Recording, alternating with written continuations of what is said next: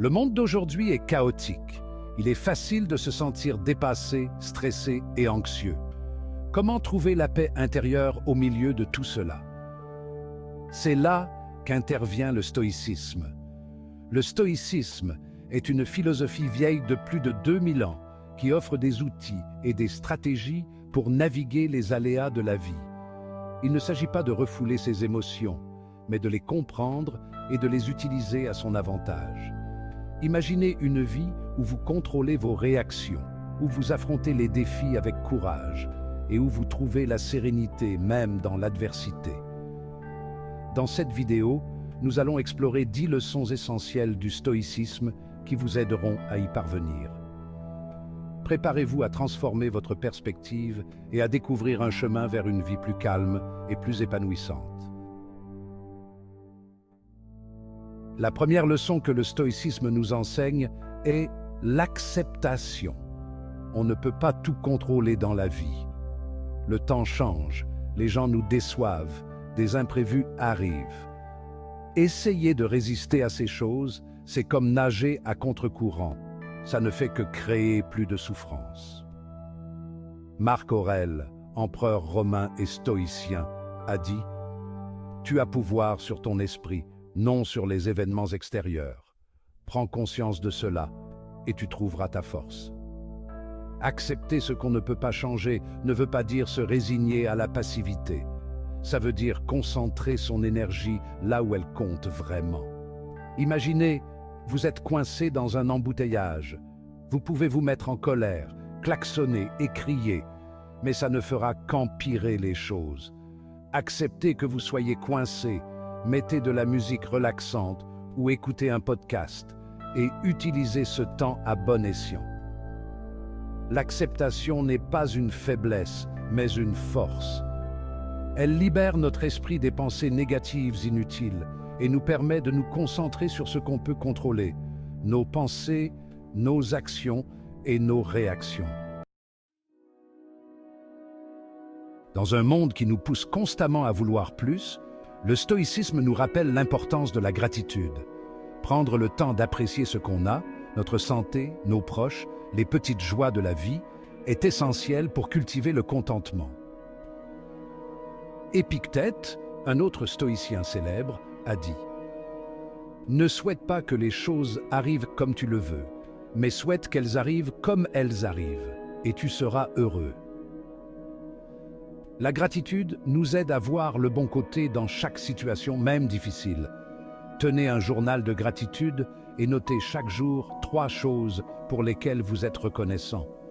Cela peut être aussi simple qu'un rayon de soleil, un bon repas ou un appel d'un ami. Plus vous pratiquez la gratitude, plus vous remarquerez les aspects positifs de votre vie. La gratitude n'est pas un sentiment passif, c'est une pratique active qui demande de l'attention et de la conscience. Mais les récompenses sont immenses, plus de joie, moins de stress et une plus grande résilience face aux difficultés de la vie. Le passé est révolu, le futur est incertain. La seule chose qu'on a vraiment, c'est le moment présent. Le stoïcisme met l'accent sur l'importance de vivre dans l'ici et maintenant, en étant attentif à nos pensées, à nos sentiments et à nos actions. Sénèque, philosophe et dramaturge romain, a écrit « La vie de ceux qui ne vivent que dans l'attente est vide de gratitude et pleine d'anxiété. Ils sont esclaves de l'avenir. » Lorsqu'on s'attarde sur le passé ou qu'on s'inquiète pour l'avenir, on passe à côté de la beauté et des opportunités du moment présent. La pratique de la pleine conscience peut nous aider à rester ancrés dans le présent. Prenez quelques instants chaque jour pour respirer profondément, observer vos pensées sans jugement et vous connecter à vos sens. En étant pleinement présent, on apprécie davantage nos expériences, on gère mieux le stress et on s'ouvre à de nouvelles possibilités. Le moment présent est tout ce qu'on a, alors apprenons à l'apprécier pleinement. Chapitre 5. Leçon 5. Maîtriser ses émotions. Les émotions sont puissantes, mais elles peuvent aussi être éphémères et peu fiables. Le stoïcisme met l'accent sur l'importance de la maîtrise de soi, c'est-à-dire la capacité de gérer nos émotions de manière saine et constructive. Sénèque a écrit « La colère est une courte folie ». Quand on est submergé par des émotions négatives comme la colère, la peur ou la jalousie, on risque de prendre de mauvaises décisions et de dire ou de faire des choses qu'on regrettera plus tard. La maîtrise de soi ne consiste pas à supprimer nos émotions, mais à les observer avec détachement et à choisir consciemment comment y répondre. Lorsque vous ressentez une émotion forte, prenez le temps de respirer profondément, d'identifier l'émotion et de vous demander si votre réaction est utile ou non. En cultivant la maîtrise de soi, on gagne en clarté mentale, en stabilité émotionnelle et en liberté. On n'est plus esclave de ses émotions, mais maître de ses actions et de sa vie. Chapitre 6, leçon 6, pratiquer la modération. Dans une société qui valorise l'excès et l'immédiateté, le stoïcisme nous rappelle l'importance de la modération. Que ce soit dans nos désirs, nos plaisirs ou nos possessions, trouver un équilibre est essentiel pour une vie heureuse et épanouissante. Épictète a dit « La liberté n'est rien d'autre que d'être maître de sa vie ». La modération ne signifie pas se priver ou vivre dans l'austérité.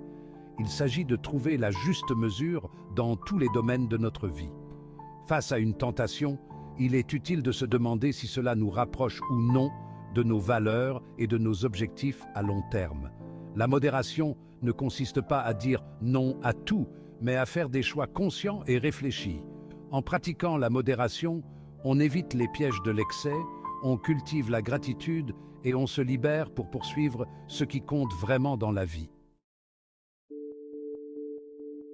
Le stoïcisme accorde une grande importance à la recherche de la sagesse.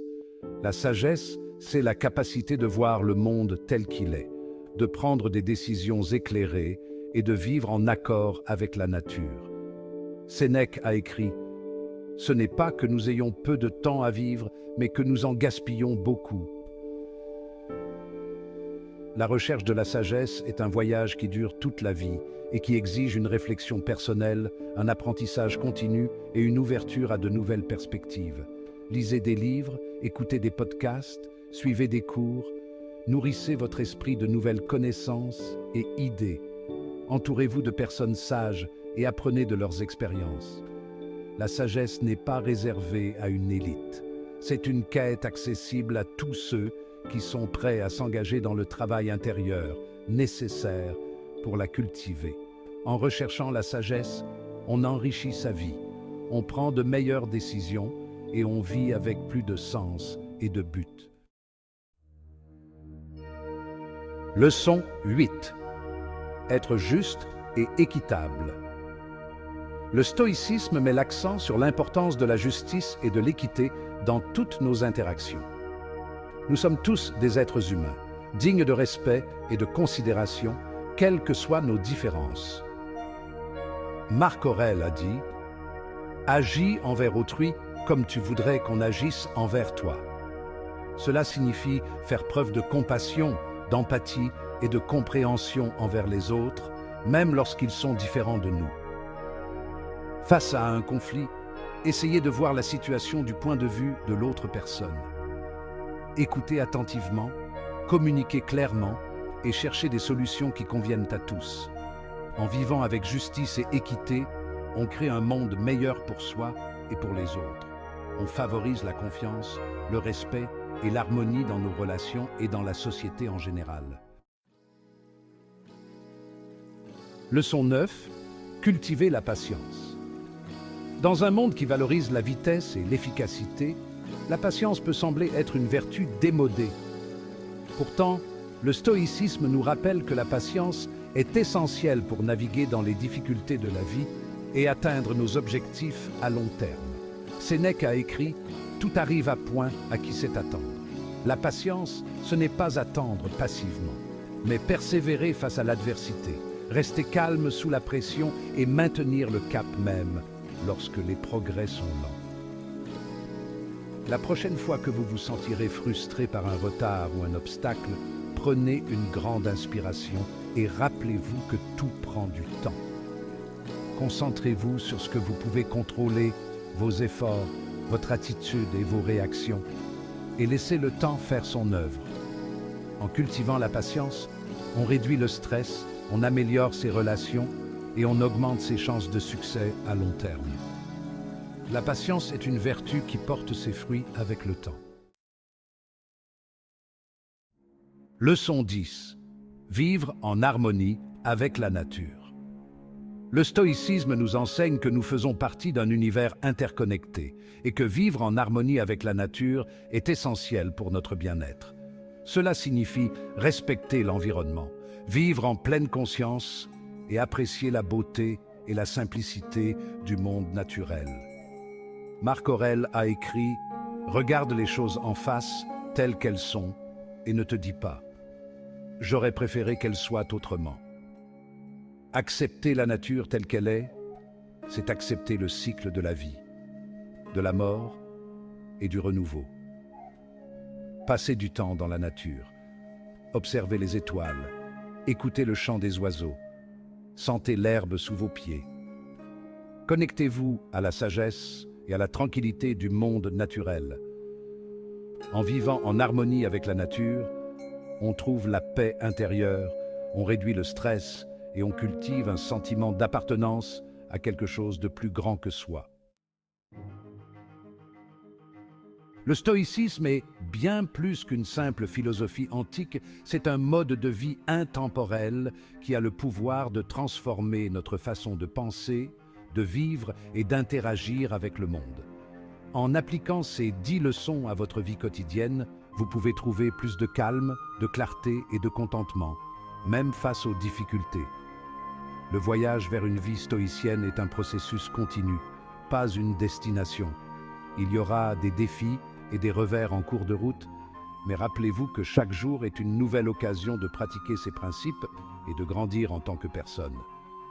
Si vous souhaitez approfondir votre exploration du stoïcisme, n'hésitez pas à regarder notre prochaine vidéo sur titre de la vidéo complémentaire, où nous aborderons des stratégies plus concrètes pour appliquer ces leçons à votre vie de tous les jours.